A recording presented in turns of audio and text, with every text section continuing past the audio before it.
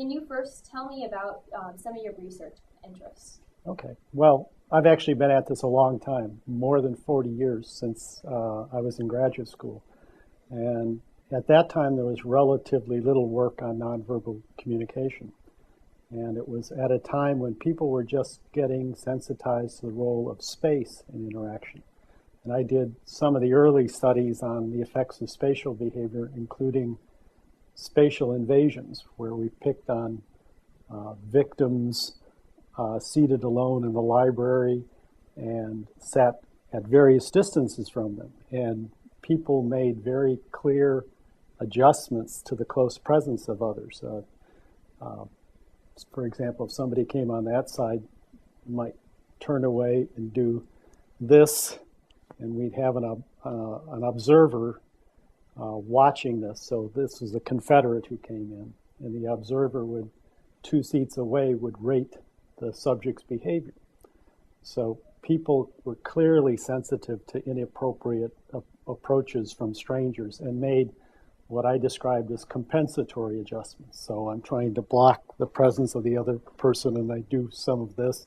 As you get 2 or 3 seats away, it's not particularly upsetting. But this is fairly common sense stuff now, but there was little systematic research on it at that time. And since then, I've gotten into all kinds of other issues, particularly the give and take between people in interactions, the subtle adjustments people make as somebody moves forward and the other person back, or maybe reciprocation.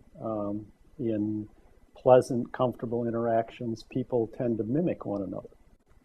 So if you were to put your hand up like this and do something like this, there's a higher probability I just kind of automatically do the same thing.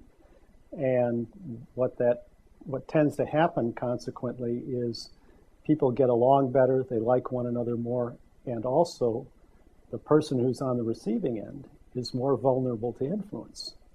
So if I wanted to sell you something or con you or whatever, I might subtly do the same little things you're doing, and your impressions are changed, and you're actually more vulnerable to a persuasive attempt that I may make to sell you or to impress you in some fashion.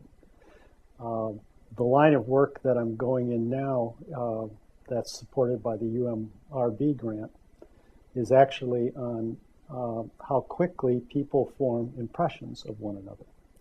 And much of that's based on appearance and nonverbal behavior.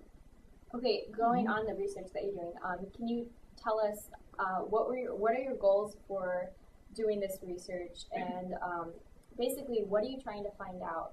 Okay. Well, to set the context a little bit, there's a fairly considerable body of research developing in recent years in psychology and some in communication that suggests that people make pretty accurate judgments of others in very short periods of time. We like to think that we do this kind of rationally. We take in information, we weigh it, we evaluate it, and then we come to some sort of conclusion. And while that clearly happens sometimes, what the literature basically, the research indicates, is that people can make these judgments very quickly on what are called thin slices of behavior.